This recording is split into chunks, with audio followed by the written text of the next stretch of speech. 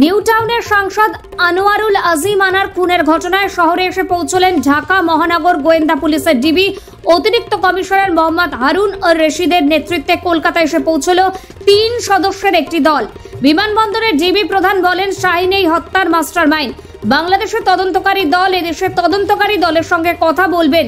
ভারতে জিজ্ঞাসাবাদ করা হবে, ফাইনকে দেশে ফিরিয়ে আনতে ইন্টারপোলের সহায়তা চাওয়া হবে বলে জানান। Bureau report, news UNI. আমরা তো আপনাদের দেশে পশ্চিমবঙ্গে আমরা মাত্র নাম জানি। আপনারা জানেন যে ক্রিমিনাল অ্যাক্টের 3 এবং আমাদের যে এক্সট্রা টেরিটোরিয়াল অফেন্স বলে একটি কথা আছে, অর্থাৎ কোনো ব্যক্তি যদি বাংলাদেশের বাহিরেই নিজ দেশের বাহিরে কোনো অপরাধটা করে, নিজ বাহিরে গিয়ে অপরাধ করলো, যদি নিজ দেশে যদি সে অপরাধটা করে তার যেমন আমরা তদন্ত করে বিচার কার্যের সম্মুখীন করতে পারি, তেমনি কিন্তু এক্সট্রা জুডিশিয়াল অফেন্সের এক্সট্রা টেরিটোরিয়াল অফেন্সের ক্ষেত্রে আমরা কিন্তু আমরা সুষ্ঠু তদন্তের মাধ্যমে আমরা বিচারের সম্মুখীন করতে পারবো। আপনারা জানেন আসলে আমাদের দেশের বাংলাদেশের একজন জনপ্রিয় সাংসদ আনোয়ারুল আজিম আনার সাহেব, তাকে নৃশংসভাবে হত্যা করে গুম করার উদ্দেশ্যে পৈশাচিকভাবে তাকে টুকরা টুকরা করে তাকে দেশের মাটিতে কোথাও ফেলে দেওয়া হয়েছে। আপনারা জানেন এটার যে মাস্টারমাইন্ড, মদতদাতা এবং এটার যে বেনিফিশিয়ারি এবং এটার যে এক্সিকিউশনের যে টিমের যে প্রধান, তারা সকলেই কিন্তু বাংলাদেশে। যেহেতু ওরা বাংলাদেশে, এবং আপনারা জানেন আমরা বাংলাদেশেও একটি মামলা রুজু হয়েছে, 364 দ্বারা একটি মামলা রুজু হয়েছে। এখন এই ক্রাইমটা কিন্তু এক দেশে বাংলাদেশে তার প্ল্যান হয়েছে, প্ল্যান অনুযায়ী সে এখানে এসে পশ্চিমবঙ্গে কলকাতায় এসে সে প্ল্যানটা বাস্তবায়ন করেছে, অর্থাৎ তাকে হত্যা করে লাশ গুম করার জন্য তার অংশ বিষয় বিভিন্ন জায়গায় ফেলে দেওয়া হয়েছে। এখন আমাদের মূল কাজটা হচ্ছে ক্রিমিনাল প্রসিডিউর অনুযায়ী অপরাধের যেখান থেকে শুরু হয় এবং সেখান শেষ হয়, সেই হিসাবে তদন্তকারী দলকে 2টি স্থানেই পরিদর্শন করতে হয়। তার প্রেক্ষিতে আপনারা জানেন যে আমরা আজকে পশ্চিমবঙ্গে এসেছি। আমরা একজন গুরুত্বপূর্ণ আসামি যে এক্সিকিউশনের কাজটি করেছেন পশ্চিমবাংলার কমিউনিস্ট পার্টির নেতা শিমুল বিশ্বাস, সেখানে আমানুল্লাহ নাম করে এখানে এসেছেন, তার কাছে আমরা অনেক তথ্য পেয়েছি। এমনকি আপনাদের কলকাতা পুলিশ এবং আমাদের বাংলাদেশ পুলিশ, আমরা উভয় পক্ষই কিন্তু আমরা অনেক তথ্য আমরা আদান প্রদান করেছি। আমরা মনে করি এই কলকাতা পুলিশের কাছে আমরা এসেছি, আমরা তাদের কাছে সহযোগিতা চাইব।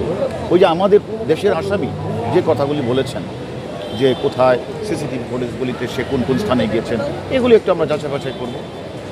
স্থলে গিয়ে সেখানে সিসিটিভিগুলি দেখব, সেটা আমরা এই দেশের পুলিশের সহযোগিতার মাধ্যমে আমরা মনে করি হত্যাকারীদের যে ওই যে কথাটা আপনি বলছেন অ্যাকচুয়ালি প্রকৃত মোটিভটা কী সেটা আমরা খুঁজে বের করব।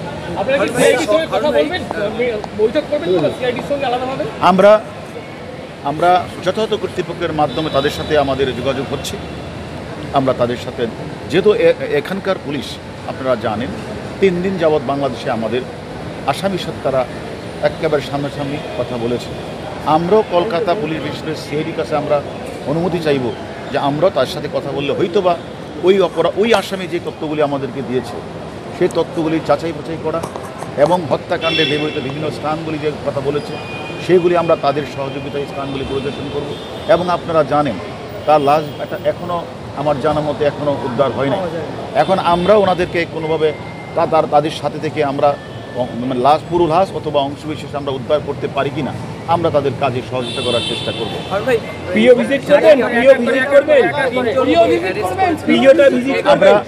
আমরা দেখেন, আমরা যেহেতু এখানে এসেছি, আমরা যথাযথ কর্তৃপক্ষের মাধ্যমে তাদের সাথে আমাদের কথা হচ্ছে। আমরা মনে করি পর্যায়ক্রমে আমরা অনেক তথ্যই আমরা দুই দেশের মধ্যে আদান প্রদান আমরা করেছি। আমরা পর্যায়ক্রমে প্রিয় ভিজিট থেকে শুরু করে আমরা সিসিটিভি অ্যানালাইজ এবং আমরা যে স্থানগুলি পরিদর্শন, বিভিন্ন বিষয়গুলি আমরা পরিদর্শন করার ইচ্ছা আমরা পোষণ করছি। এখন কোথায় যাবেন আপনারা মূলত? এখন আমরা গিয়ে এখন আমাদের প্রাথমিক কাজ হচ্ছে ওনাদের সাথে কমিউনিকেশন করা। আমাদের বাংলাদেশের পার্টনার আমাদেরকে এসেছেন, আমাদের রিসিভ করেছেন। আমরা একসাথে এখন হোটেলে যাব। হোটেলে গিয়ে আমরা আমাদের পরবর্তী কার্যক্রমটা কী হবে সেটা আমরা সিলেক্ট করব। সেটা আমরা আসলে আপনারা জানেন যে দুটি দেশ যদি ভিন্ন, যদি একই দেশ হতো তাহলে আমরা আমাদের বাংলাদেশের আসামি এবং এখানকার আসামিকে আমরা মুখোমুখি করতে পারতাম। কিন্তু যেহেতু ভিন্ন, আমরা হোয়াটসঅ্যাপের মাধ্যমে, ভিডিও কলের মাধ্যমে আমরা অনেক কথাই বলেছি, অনেক অগ্রগতি আমরা করেছি। আমরা মনে করি আমরা এটা ঊর্ধ্বতন বাংলাদেশ কর্তৃপক্ষ এবং ইন্ডিয়ান কর্তৃপক্ষের সাথে কথা বলে যেটা করা আইনসম্মত সেটাই আমরা করব। না, আপনারা এটা জানেন যে এখানে আখতারুজ্জামান সে তো আসলে এখানে সে তো মাস্টার মাইন্ড, পরিকল্পনা, মদতদাতা।